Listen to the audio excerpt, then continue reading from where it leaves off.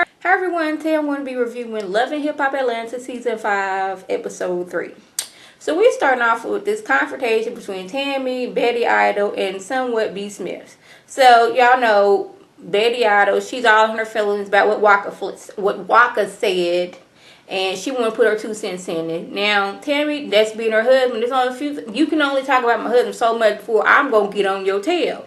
She's saying that how Tammie is irrelevant, but I'm like, we know her more than we know you. Maybe you hot on the Atlanta scene or something like that, but I ain't never heard of you. I've known of Tammie, like, yeah, I know her. Yeah, maybe it's because she's Waka Flocka Flame's wife, but I ain't never heard of you. So these two get to fighting. And it didn't like Tammie was in a fight, because she's sitting there like not even a strand of hair was out of place. We got doggone Betty Idol over here. She's in the car holding handfuls of her hair like somebody just brushed the heck out of her hair, pulled out the brush and handed it to her. She's like, oh my goodness, she's pulled out my hair. I'm like, what did you expect? You was up there talking about her husband? Like, you was getting mad about what her husband said and his feelings. Like, why are you... These are his feelings. Just how like you feel a certain way, he had a different opinion and feelings. So now you mad about that? It's like she was more mad than Betty Idol was. Not Betty, but she was more mad than what B. Smith was. B. Smith was in there like, I can't believe it happened. But this is your friend. You done already told her how you met up with Tammie, and you know she was already feeling some type of way right then. You knew she was only gonna blow up once she got in front of Tammie. Tammie was like, I wasn't even here for this girl. I'm trying to talk to you because I want to work with you. Now we got this girl over here. She's coming from me and my husband. That's not gonna happen. So we got this little scene where Jessica Dime and what's her name, TIARRA, they sit down, and right off the bat, Jessica Dime wants to let them know, hey, I ain't had nothing to do with that little setup with you and Tommy, which you may have not planned it, but you knew it was going to go down and you didn't stop it from happening. You could have pulled that girl to the side, went back to her job when you wasn't with KARLIE or with Tommy, been like, look here, them girls is finna set you up. But no, you didn't do that, so I'm going to put you in there with like you was responsible too, because you heard the plan and you didn't try to stop it in any sort of way. You even met homegirl TIARRA when she came into the club and didn't say nothing about it. You just walked over there to the nest. And TIARRA, she lets us know that she was, her and SCARP been going on and off for like the past however many years. And she was there for him once him, his mom, and his brother tried to kill and almost left for dead his daddy. And him and his brother went to jail. Mama was on a run. She was holding him down, putting money on his books, putting money on her phone so he can talk to his son. But then Mama got in the way because Mama felt that she snitched on him. I'm like, why are you out here? You were mad at this girl right here because you felt she snitched on you. Like, you almost killed somebody. Like, I think that's worse than snitching on you. Like, but I guess, like, TIARRA, I don't know if she snitched or not. But maybe she looking like this. Look here, I need to get my child's father out of jail because my child needs to father. But, like, yes, you was out there, like, trying to kill your daddy. I'm gonna need you not to be doing that. But she's like, I was holding him down. Now I find out that he's doggone got this new girl. This new girl not only come to my job, but she want to fight me. She's doggone showing how she all bandaged and bruised when doggone it.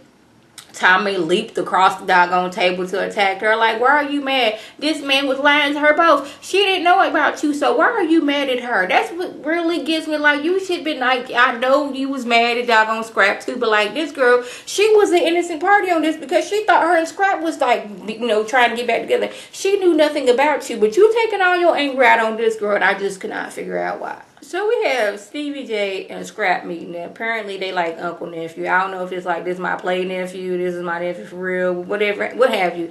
But you know, SCARP needs some advice. He's like, I got these 2 girls I'm messing with, and now that I've been like cheating, now I gotta suffer the consequences because my, you know, the mother of my child don't want me to see my child, so I bring up the girl I'm cheating with. I'm like, he's making it seem like he's the victim. I'm like, you were cheating, and the girl you were cheating with attacked your like spied on, lured her out to doggone a party, and attacked her. What would you expect? Like, I don't want this crazy girl around my son, and if my son is around you, there's a good chance you're gonna take her around this crazy girl who got like 30 or 40 mug shots. Yes, you did try to like. You did like attack, you know, kidnap and try to kill your daddy, but this girl is around my son. Stevie J trying to give him advice. I'm like, really, we getting advice from Stevie J right now. Okay, this is where we come to. So he was like, I know how you feel, and this is my situation with, you know, Mimi and Jocelyn. I just had to pick one. I don't know why he needed Stevie J to tell him this. Was like, pick one, bam, problem solved. You no longer have a problem, dude. But like, he needed to hear it from Stevie J to let him know. See, I know what you was going through. I had the same thing with Mimi and Jocelyn. But the thing with you and Mimi and Jocelyn was, you and Mimi was together. Y'all brought Jocelyn into the situation, which this is what happens. Cautionary tale, people. You and Mimi, I guess you and Jocelyn got stronger as just y'all together by yourself and just kicked Mimi to the side. But like, the fact that he did go to Stevie, just like, this, you should innately notice that, hey, I shouldn't be with both of them. Just bam. Like, but I guess he want to have his cake and eat it too. He loves what he have, you know, with TIARRA, but like Tommy be putting it on him. But like Tommy's whole relationship with doggone his mama, what's her name, KK, is a weird situation because first of all, they was like friends, like KK and Tommy was friends, and she was like, okay. It's like she pimped Tommy out and like, okay, girl, I'm gonna need you to go over there and like get with my son so he won't be like with his child's mother. That's like the thing I'm like feeling from this whole situation with them. It's like, I'm mad at her and I don't want them two together. So girl, I'm gonna put you on, I'm pimp you out over to my son. Because they whole relationship where they be talking like, why are you telling your boyfriend's mom what y'all be doing sexually? It's like, this, like, why are we doing this? But like, I just need him, I guess, I don't know if he's going to be able to get it together or not. So we have Mimi telling Stevie that not only is she in a relationship, but she is in a relationship with a woman. Now this is where it got confusing to me.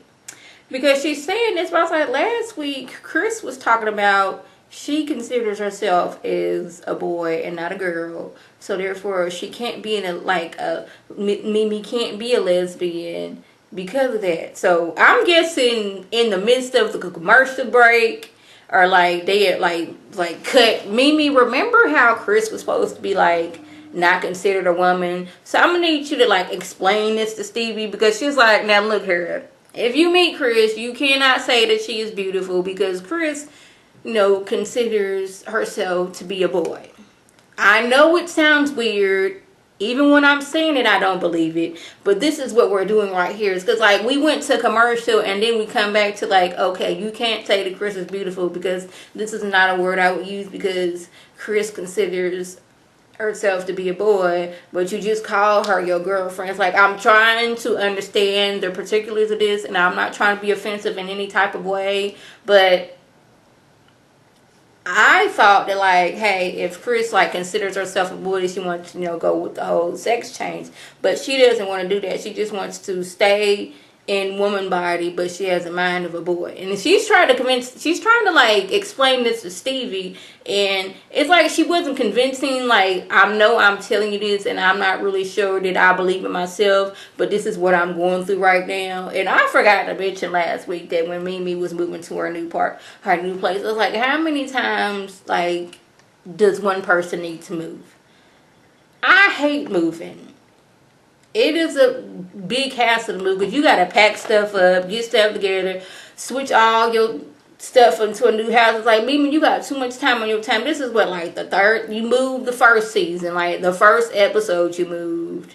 Then you was in some place, you moved from there. And it's like, this is the third time you moved. Like, I guess, hey, I'm going to rent me a new and better place. But I guess now that you got that money from when you was swinging on that curtain rod with Nico, you got, you know, more better coins where you can buy you a house. But, like, if this show comes back next season, I do not want to hear about, guess what, I'm moving again. And then she was saying how when Chris does spend the night, Chris sleeps in the guest room because Ava still sleeps with her. I'm like, ain't Ava like 5 or 6 years old? Like, why is she still sleeping in the bed with you? Like, does she have her own room and she just like scared of the dark? And did she sleep in there every night? Because Mimi made it seem like Eva's in my bed like every single night. Like, she has her own room, but she wants to sleep in here with me. I was like, but she too old for that. She like 5, 6 years. If you in doggone elementary school, like, unless it's like a situation where it's lightning and you had a dream and you run in there in your mama's room and, you know, because I'm scared. But, like, if she, like, got her own side of your bed, yeah, she need to be back in her own bed.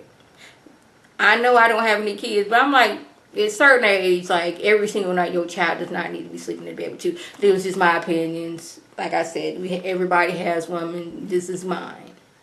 So we have Tammie and D. Smith meets up, and like, I don't know, but it feels like D. Smith's attitude like changed after like these last two meetings with Tammie, because Tammie's like, I'm sorry we were down, and like, I would have never done you like that, just like, even though you just met me. I'm like, right there, I was like, yes, this is not going like I thought it was gonna go, because Tammie's like, yeah, because we wanted to work with each other. I would have never like just do my friend like that when she's trying to meet up with somebody. She's like, first of all, now I'm gonna be paraphrasing, it wasn't that we wanted to work with each other. You wanted to work with me. Like, I've worked and sung on Grammy-nominated songs. And I am not a model. She's like, well, I met you. You was modeling because I wanted to do that night.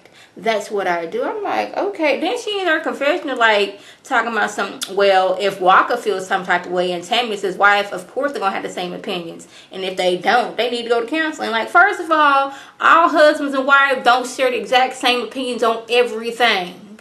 That's what makes, like, that's what I'm saying. Like, me and my husband, we agree on a lot of things, but we don't agree on every single thing that goes on. Like, that's the fact that you, like, questioning relationship and marriage. Like, what person or what couple do you know that they agree on every single thing? It's like, you need that balance of, like, not saying an argument, but like, who you want to be with somebody that's exactly like you. You want somebody who's like, y'all don't have the same opinions. Like, I don't know, but Betty, she was making it seem like she was so much better than like Tammie. Like, Tammie, you are just like throwing together this little Instagram boutique. I am better than you. If I want to model, I will model. If I want to sing, I will sing, and that's what I'm going to do. You remember you came to me, darling. That's the kind of attitude I was getting from B. Smith, and I was really looking like, I don't know if like Betty Idol got into her ear, but like something changed about this girl. So we have TIARRA, we have Tammie, and we have Scrap sit down because he's trying to get everything in order because he's going to jail soon. He ain't been able to see his son. He done got caught lying and cheating. But TIARRA, she's already scooping what this is going to be. She's like, oh, so this is you need somebody to have your back and put some money on your book. Because this is what we're going, like, right here. And she lets me know, yeah, Tammie, he said that he was going to break up with your tail. And I was going to be there when it happens. And I need somebody to tell me, what is this that doggone Tammie had on? Like, did we not learn from the last time when you had on this outfit and you got this fighting and you ain't had no panties on? First of all, you knew you was gonna get into a confrontation because that's what you brought her there for, to let her know that, hey, he my man now, step off. So why are you going around with outfits that are not suitable for fighting? I need to know that. And she had on this, like, it was like a coat dress, but the slit was way, way, way up her. And I'm like, why are we wearing these things? And why are your friends and whoever is in your house, who are your people in your inner circle, why are they not telling you these are not the things you need to be wearing? And especially, you knew you was meeting up with Scrap and you knew you was meeting up with TIARRA. So why are we wearing these things like this? You know you don't like this girl. There's good purpose. And now I'm not condoning fighting. I done said that a lot of times. But you knew that you don't like this girl and something could pop off. Why are we wearing these type of things? Is what I need to know. And as time goes on this show, I'm trying and having more and more hope for TIARRA, because she's like, I'm not going to stand for this. I love you. Even though she did kind of backslide and talk about something, yeah, he going to tell her off because he want to be with me. Like, when has this ever gone good for anybody on any of these reality shows where it's like, okay, I'm going to break up with her, and then like months down the road, not only are you pregnant, but she's pregnant. Yes, I brought up Peter TIARRA meaning because it's kind of like this situation right here. So that was the gist that went on. If I wasn't in my total move, I'm just going to be completely honest, y'all. Sunday night, your girl was in the emergency room to like, I went to at 9. I didn't get out till like 5 in the morning. And I am here in Houston, Texas, where it flooded. And it flooded last year, but this year it got to my side of town. So picture me straight at the hospital, had pain medication, trying to get home at 5 o'clock in the morning, tired as all get out, and almost every road I get to try to go home, can't get to because of the flood. Yes, I'm tired, I want to go to sleep, and I can't get home. So I didn't get home till like 8 o'clock because me and my husband had to pull over into a Walgreens parking lot and go to sleep. I was so sleepy at that time, I didn't even care. And apparently other people had that same idea because they pulled over and went to sleep too. And what made matters worse was I was less than 5 minutes from my house. So just imagine that I was in the emergency room all night, multiple tests. I didn't have doggone pain medication given to me and something as I left the hospital. I've been up since I don't know when. I get out of the emergency room at 5 o'clock in the morning, drive, can't move there, go around, and I'm literally like less than 5 minutes from my house, and I cannot get home. I was so through. And then yesterday, which is Monday, I just slept just about the whole day. I got to bed at 8 o'clock, slept to about 12, got up, got myself together, came to the living room, slept to about 2. Yeah, went back in my bed and slept to 5. Yes. So I'm surprised that I'm up right now because your girl went through it. So y'all pray for me. So that's the reason why y'all cut this video up by now. So that's why if I wasn't in my particular mood and the angle is not exactly right, because I was frustrated, tired, still a little bit sick. So yeah, so that was the gist that went on. If I left anything out, by all means, leave a comment or video response. And like always, I thank my subscribers and the people who watch my videos. I want you to like this video, comment, and subscribe, and share this video with your friends on Facebook, Twitter, Instagram, and here on YouTube. This is Lady T signing off. Have a good one.